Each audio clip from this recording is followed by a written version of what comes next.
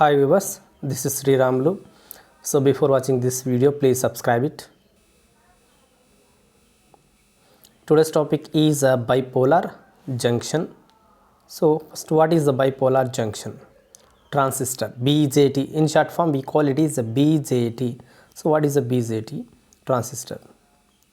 A transistor is basically a N-type or P-type semiconductor crystal bar of which the either side are doped with the opposite type semiconductors to form three separate regions. This is called transistor.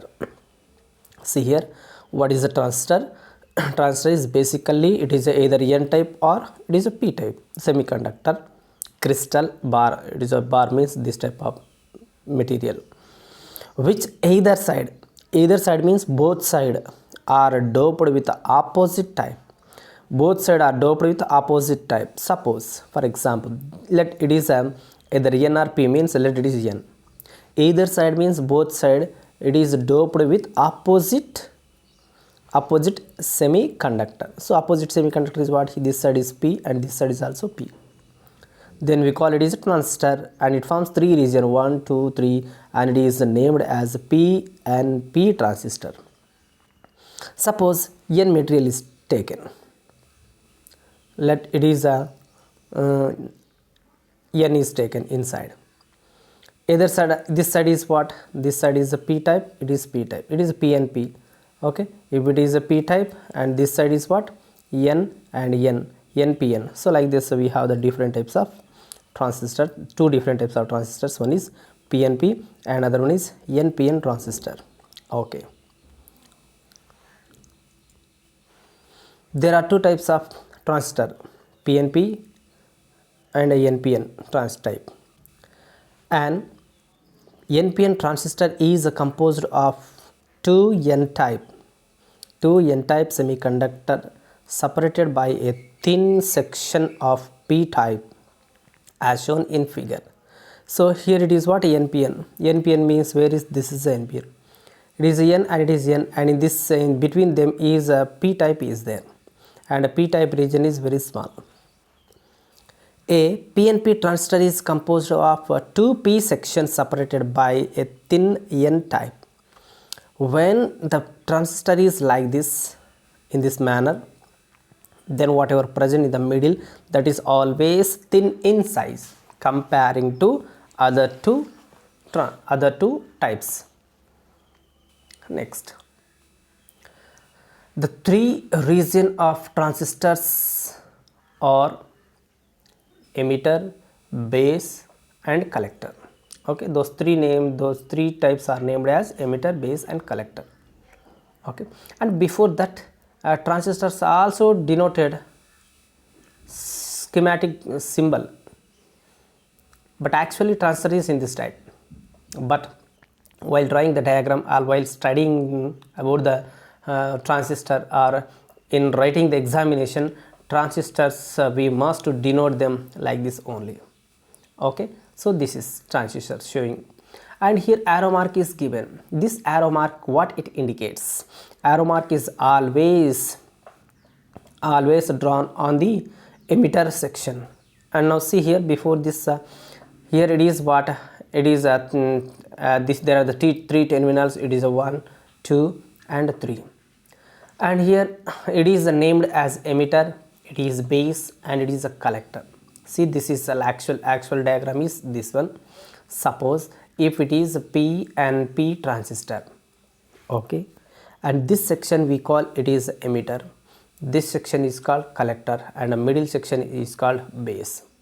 Okay, emitter, collector, base is in the middle, and here in the same manner it is emitter, collector and in the middle it is base. So like this three sections are there, and arrow mark is drawn on emitter only. Always we have to draw the arrow mark on emitter. Why? Because what it indicates?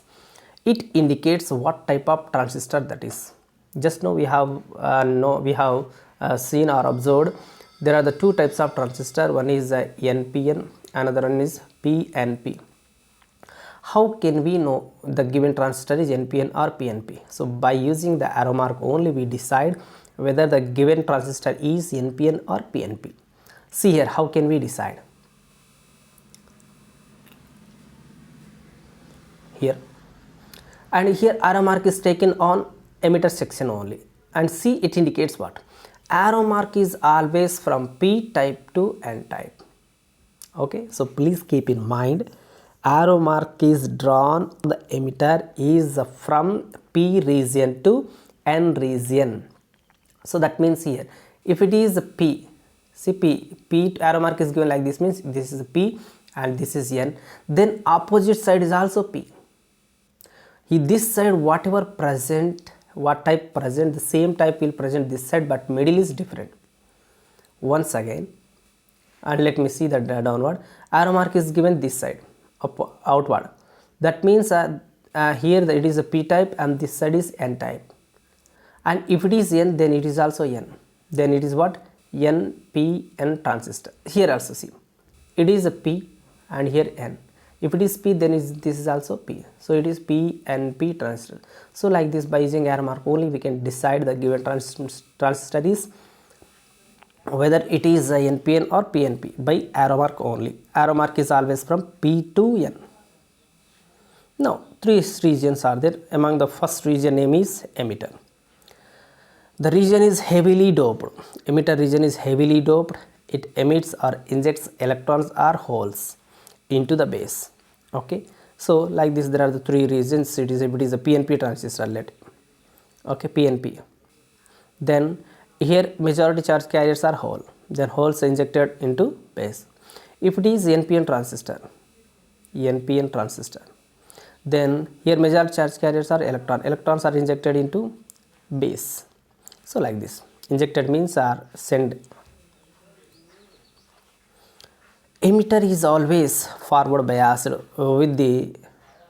with respect to the base as shown in figure, and it can emit a large number of majority carriers. Emitter is a base junction is always forward bias. Okay, next to it is shown in figure. So figure is given beside. So this is the figure. So this section is always forward bias. Next collector. What is a collector? The collector region is made physically larger than the emitter region. See, the size of collector is always greater than the size of the emitter. You are comparing with emitter only. Okay, collector region is it is made physically larger than the emitter, and it is moderately doped. Emitter is heavily doped. Okay, emitter is heavily doped and its size is less than the size of the collector. But collector is size is more, but doping is less. That is the difference. The function of collector is to collect the charge carriers from the base. The main work of the collector is to collect the charge carriers from the base. Collector is always reverse biased. Collector base junction is always reverse biased. Next, base region. The base region is very lightly doped and very thin. It is a doping level is less and the size is also less. The charge carriers from the emitter recombine in this region. Okay, not all the charge carriers recombine, only a few quantities, few electrons or holes recombine. How much here? Around 1 to 2% charge carriers recombine in this region. That means remaining percentage 98 to 99% carriers enter into the collector region. Only 1 to 2% charge carriers recombine and the remaining charge carriers enter into the collector region. And see here once again, let me explain these things. So first here see emitter, base, collector. Size. Emitter size is what? its size is a moderate size. Okay, so its size is thin, its size is large. Next, doping level. So emitter is a heavily doped, it is lightly doped, it is moderately doped. Okay, so these three quantities you must keep in mind. The six quantities. In size it is moderate, and thin it is large in size. Doping level. So for emitter heavily doped, for base lightly doped, and for collector moderately doped. Okay, so if you keep these 6 points, then you can easily write in the examination. Okay friends, thank you. Don't forget watching this video till the end.